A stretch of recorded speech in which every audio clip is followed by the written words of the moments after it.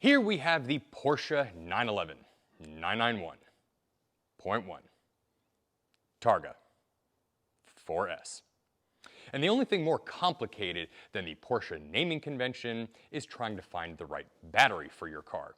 Here we have my boy Mark Pleiss. We are borrowing his garage for another computer stuff video here. Anyway, there's a lot of misinformation on the internet regarding what kind of battery you need for your Porsche. So we figured that today what we would do is take the opportunity to tell you what kind of battery you need and then how to install it. So why might one want to change their own Porsche battery? Well, as we all know, Porsche is the poor man's supercar, and if you take it to a dealership, they're going to charge you $600 for what is effectively mostly labor. Whereas if you buy your own battery, you can get one for as little as a couple $100. So the thing is with Porsche batteries is that you can get either something called an AGM battery, or you can get, of course, the lighter lithium ions. Now, AGM, there's a lot of benefits to, so I'm not going to get into the details as to why, but suffice to say that you want the very best for your Porsche. So instead of getting a conventional lead acid battery, you get an absorbed glass matte battery. That's better. Alternatively, you can go with a lithium ion battery. However, even though they weigh about 40 pounds less, they're also about 3 times the price. And the only reputable brand that you can buy is from Anti-Gravity. Namely because if the battery ever dies on you, they've got this little sort of like wireless fob that allows you to jumpstart the car, or rather jumpstart the battery so you can recharge it and get the car going again. Whereas most of the options on Amazon, such as like PowerTech and all these other ones, if the battery goes out, you're gonna have a really, really tough time getting the car to go. So what we're gonna do is show you how to change the battery in your Porsche. To start with, you of course need your new battery, whether that's AGM or lithium ion. You need some tools. And then, of course, you need your Porsche.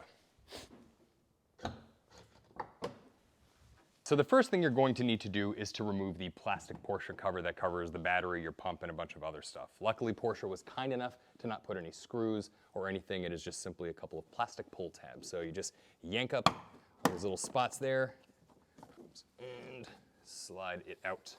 Next, you have full view of your Porsche branded battery. Now, the tray in your Porsche is designed to take anything from H6 to H7 to H8 sized battery. Now, my OEM battery is a 70 amp hour battery, and it's also an H6 size. Most Porsches are going to come with an H6. Now, in order to remove it, you are going to need a couple of tools. You're going to need a 13mm socket wrench, as well as a 13mm just regular standard wrench. Once you have those two things, it should be pretty straightforward getting this bad boy out of here. All right, so first you're gonna take the 13mm socket wrench and use that to get the bolt on the top of the bracket.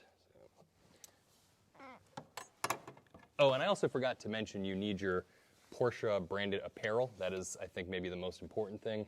So you need your shirt or your hat. In any event, let's go ahead and get that on there. Now, it should also be noted that the amp hours is something very important with these batteries. If you are buying a lithium ion battery, they tend to have lower amp hours depending on the size, but you are going to want at a minimum 60 amp hours for general day-to-day use. I believe Anti-Gravity does offer a 45 amp hour specifically for racing, but ultimately you should buy the highest amp hour that you can.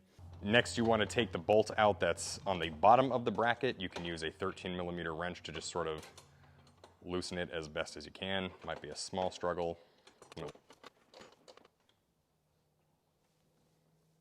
All right, and then once you've got those two bolts removed, you can just kind of slide this bracket out. Next, we're gonna go ahead and remove the terminals. You need a 10mm either socket or wrench to get those off. Now, before people in the comment section go ballistic, yes, I'm aware that most people recommend having your car on a tender in order to prevent your settings and everything from getting jacked up when you take the battery off. That said, however, it is mostly optional, and it probably won't mess up your settings regardless if the battery's off for just a short period of time. I also recommend that you use some plastic sandwich bags, such as these, just to go ahead and cover the terminals while you're taking the old battery out and then putting the new one in. All right, so we're gonna remove the positive terminal and then put a little sandwich bag over it, and then we'll go ahead and do the same with the negative terminal. And then the last, there is just one bolt that is kind of over by the battery tray. I'm gonna get some B-roll to show that here, but basically it clips the battery and kind of holds it in place. That also allows you to use a different size battery if you want. But then once that's loose, the battery should come out. And then next is just lifting this heavy bastard out of here. You can then go ahead and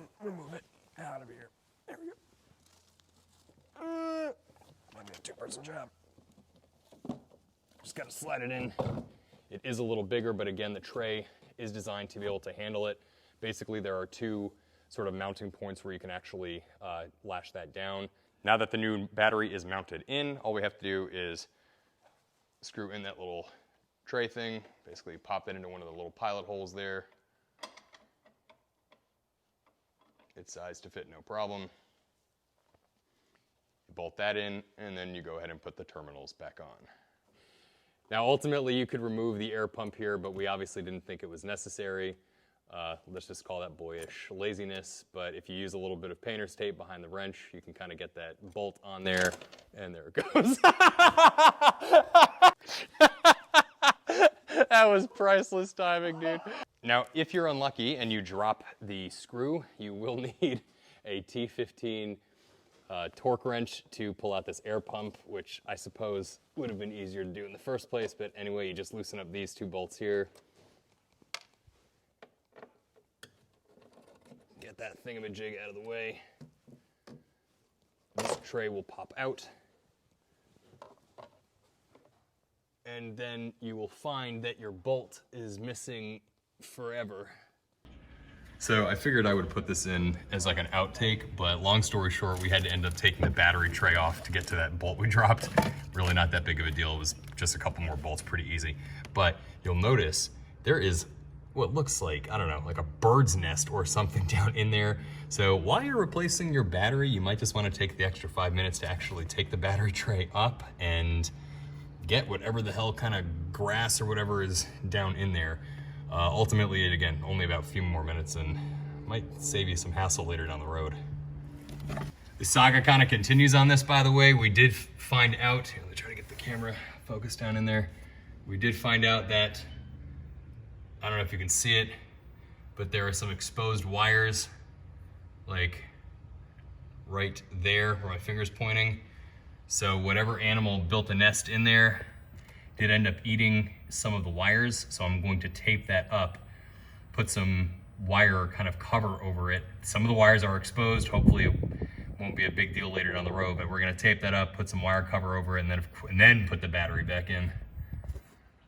All right, everyone, now after some small journey here, Mark and I taped up the wire in there. It's gonna be a little bit hard to see, but we got some tape in there, and then we ended up spraying peppermint oil in this area. It's not on any of the like exposed wire parts. It's just like, you know, kind of in that black foam stuff and on the actual like wires themselves. Hopefully that'll keep any varmint out in the future, but that was kind of our quick fix.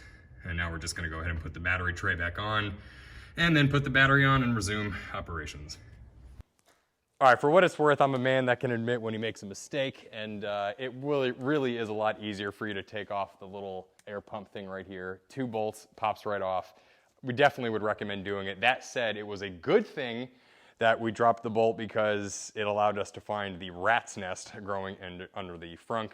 But in the future, for you guys that are doing this yourself, yeah, pull that thing out so you don't drop that little bolt. Although, you may want to take the battery tray out regardless to see if you've got some rats in there too. All right, and then once your new battery is installed, all you gotta do is put your little plastic tray back on,